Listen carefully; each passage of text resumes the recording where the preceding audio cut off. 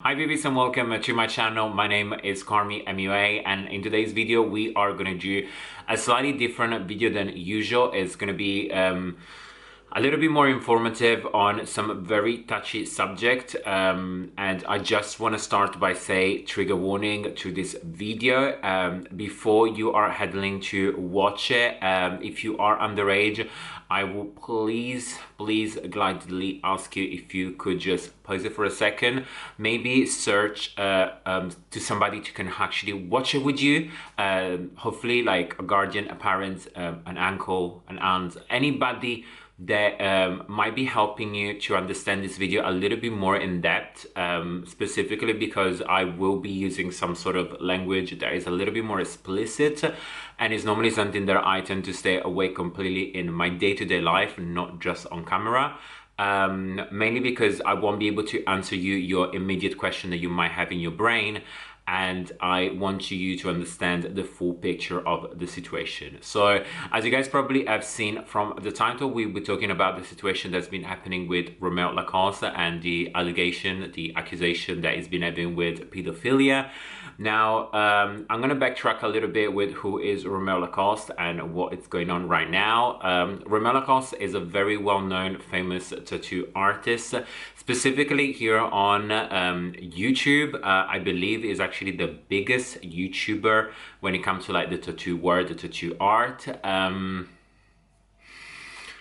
do have some sort of personal dislike already, so might say that this video is slightly biased. I am definitely going to say yes, it is. I just don't like the man. I always had this sort of felt like I always felt like it was very self-entitled, not only with the way it was explaining his art, like saying that he was like the line god, saying that it was the best tattoo ever, but also I smelled and also felt that his work was about gaining followers and gaining views, more about the art and more about the love. I do feel like there are so many people that they will collab and they will do some stuff just to gain the views, just to gain the following, and I always felt like Romeo was one of those people that was just interested about the actual quantity of his subscriber count more than actually the quality of the work that he's putting on. I have nothing against his actual artwork. I'm not anywhere close to judge a tattoo artist or an artist or a person. I don't judge the way people do things. I judge the fact and the way you coming out as a person. And to be honest with you, I have some information on my phone. I actually write things down, but the first things I want to share with you is actually what's on his own website. So when you are opening a website, the first things you want to do when you are seeking or showing somebody your work is pretty much showing you what you do best. If you're a tattoo artist, show me your art. Show me what you actually have accomplished. Not into I know such and such, but this is my art, this is my work. And the first thing that kind of pops up is this kind of screen. I will put it on some side over here, and is Romeo Lacoste is based in Los Angeles. Romeo Lacoste is a world famous tattoo artist with equally prestigious clientele. So the first thing you're telling me is about your clients. I don't want to know your clients. I come for you because of your art, not because you have tattooed famous people. And he currently leads a team of world-class artists in California, Dream Tattoo Shop, which he owns and operates. So he owns his own shop, absolutely amazing, a great achievement. Anything you can do with yourself and everything you can push yourself forward to achieve your dreams, I am so down. But the first things I do get from this is, I'm a famous guy that tattoos famous people. I really don't care. I don't go to my tattoo artists because they're famous or because they have high engagement on their Instagram page or their YouTube. I care about their art. But this is pretty much like, I kind of want to, if you don't know who this guy is, if you don't know, trust me, you've been blessed. You're not really missing much. But the allegation that it was about like some tweet that they kind of came out, and they were pretty much showing that he was being a little bit of a predator, and I mean just a little bit of a predator, towards girls that they were underage, like 14, 15, and at the time, that was 2016, it was 26/27 years old. So that is pretty intense. That is something that definitely is no bueno. It's not good. I just don't like it. And the things that I want to say about this is you can't always know if things are 100% real on the internet. Sometimes things have been made up. Sometimes things have been forged to appear for scandals and everything. So I didn't want to make a video about this subject at all. I was just really disgusted, and I was like, okay, I really don't want to talk about him. However, he ended up going to an interview, like he ended up doing an interview with Kim Star, and I will leave down the actual video where you can hear the words from directly the horse's mouth, because I've actually written down a few bullet points that I want to talk to you about and show you not just Romeo. I really don't care about him. This is not a video for you to hate on Romeo. I don't actually want any of you to just go to Romeo's page and everything and send date and everything. I want you to know that if this situation might happen to you, or you have seen happen in front of you, I want you to be aware that it's not right and you need to be seeking for help. I'm also going to leave down in the description some help center, some like website where you can actually ask for help, as well, like free phone numbers and everything. I want you to be well aware that some things shouldn't be happening, no matter of your status in society, if you're famous or not famous, if you are it shouldn't happen. Let's just freaking say this, it should not happen. So the first things that kind of really made me angry, made me kind of boiled, was this statement that I kind of written down, break down each and individual word. Again, I will leave it down in the video if you want to hear it directly from him. I believe it was in the first like 5 minutes and 20 seconds of the actual video. And this happened in 2016. That means he was between 26 to 27 years old. This was 3 years ago. I was a different time of my life. I was new to social media. I was new to fame. I was new to people giving the attention on social media, or sort of girls being flirty and throwing themselves at me. Honestly, I didn't understand the old Twitter community where people have and these fake accounts and fan accounts. Let's just break it down a little bit. The first thing he says is it happened in 2016. And in 2016, you were already 26, 27. You were an adult. In my opinion, you were already pretty much a man. This was 3 years ago, and it was a different time in my life. I totally understand that 3 years ago, I was not the same person that I am today. However, 3 years ago, I knew the difference between what's right and what's wrong. And yeah, that's something that I kind of want to make sure you guys know. I was new to social media. I was new to fame.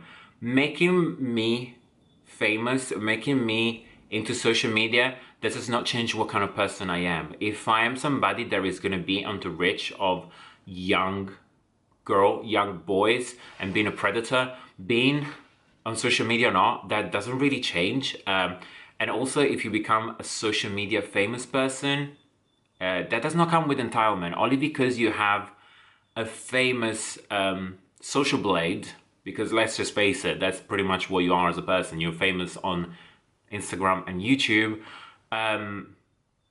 You're not entitled to just do and say whatever you want, specifically to anybody and to people. The next thing is, I was new to people giving me the attention on social media, and sort of girls have been flirty and throwing themselves at me. I can totally understand when you might say that you were new to social media and to the attention. 100%. It's something completely different. It's something that you're not prepared of. When you start to have like 100,000, 200,000, 300,000, you start to have like a lot of DMs, a lot of people tagging you on things and everything. You should be appreciative of the platform you have gained and the voice that you might now have. The fact that you're actually here saying that girls been flirting and throwing themselves at you, I didn't like that. I thought that was irrelevant. The thing is, I personally received sometime DMs from people, and they just very complimentary me, and sometimes they ask me if I'm in a relationship, if I'm single. There were a time that I did receive some explicit pictures as well. I never replied. You could have just no reply. People would have just dropped the ball. I'm not saying that not replying you would have been the better man, but it would have been better than you replying and acknowledge this kind of people. It would have been a lot better for you to just be a little bit less shitty person, just to say that. And also, please don't blame it on girl throwing at you, or boys, little boys or whatever throwing at you. You're a 26, 27 years old man. They are 14, 15 years old kids. Just kind of like put sure we put things in perspective, okay? Honestly, I don't understand the old Twitter community. I really don't get that, and I actually wrote it down in capitals, because how is the fame and the Twitter community has anything to do with you making very poor choice and being a predator? I just really don't get that. Please, if anybody gets that, let me know, because that's just a pile of doo-doo, and this is just you trying to like come out with better, bigger words of like, you want people to feel sorry for you when there is nothing to be sorry about. And that's one thing that you will kind of like hear and see to the rest of the actual video. There is nothing to be sorry about this guy. Next thing that of course it says is where people have all the fake accounts and fan accounts.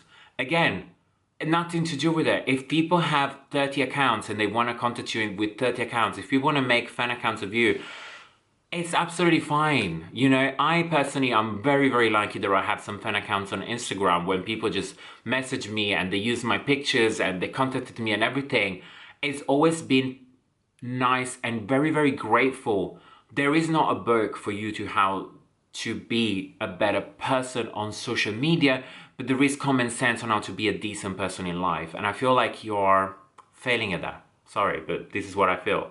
Now the part that I wanted to kind of read as well as analyze is I was taken advantage of. I did have followers that reach out to me saying sexual stuff. So again, one thing that you will see if you're watching this interview that I highly recommend for you to watch for big contest is all he was saying is people are taking advantage of me. I have a lot of following and I feel like people are using me and everything.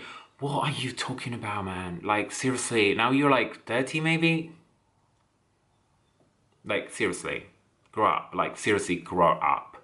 Now another thing that Kim Star was actually saying is another girl kind of came out as his ex-girlfriend. Now what the thing was is, of course, she was underage. It sounds like this is the way it is. And she kind of came out with some sort of things to say. Also, there were some explicit sexual things that have been shared between them two that I will not mention in this video because this is not the place. I don't really want to say things that I don't feel comfortable about sharing with my audience, so I'm apologizing for that. However, again, go and check that video out for major contents. But this says, my ex-girlfriend, she might was 14, 15, but I believe she was late 17. I dated her for about 3 years. I lived in her house with her parents, that they were cool. We did sleep in separate bedroom.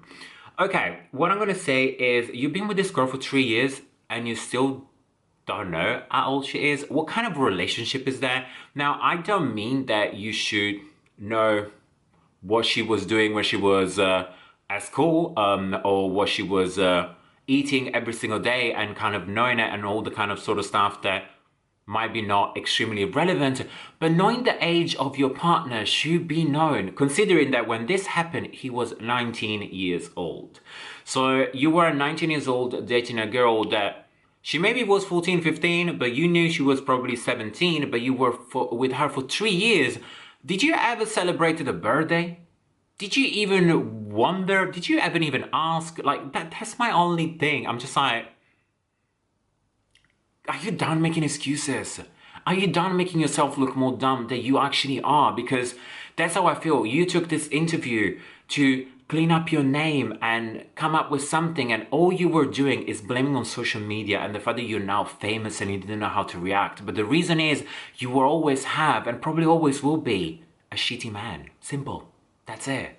Next part that I was kind of, and I'm kind of finishing on this one, is this last part that, again, amazing, is I don't want people to feel sorry for me, but to sympathize about the situation. Look at things from all angles. How are you expecting people to sympathize with you for what you've done? How do you expect people to see things from different angles when in those interviews that you have released, in the things you have said, you have just been blaming on others and not saying, I made a mistake. I need to seek for help. I have done things that I shouldn't have done. I totally understand the wrong that I've done to these girls. I will be seeking for help. That's it. I don't need you to tell me an excuse. I don't need to say like, she might was 15, but I thought she was 17 and a half. Well, I didn't know. You have said and presumably done things to these girls.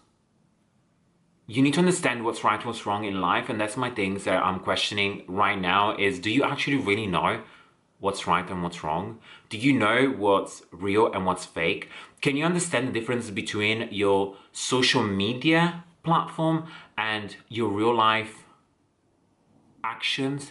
Do you understand that there is a little bit of a difference, and every time you do something bad in your life, you can't blame it on your fame? That just does not make sense. And I'm just gonna end this video like this because I could digress onto this situation for forever. However, I feel like there are so many people that they are probably gonna do videos on this, or they have done videos on this matters, and I feel like you should be free to go and research as much as you can. However, and I'm gonna say this one more time, please, if you do feel in any kind of danger in your life ever, if you feel like you have seen or you've been abused by predators, you make sure you are seeking for help. Again, check down into the description every single numbers and every single website that I'm gonna put through so that you can have a better information of the situation. Sometimes you can actually be put on into some sort of situation, in some sort of environments where you don't know you're being abused, and you might have. So I just want you guys to know that I am not going to become a drama channel. I am not going to become somebody that is going to talk about stuff like this all the time.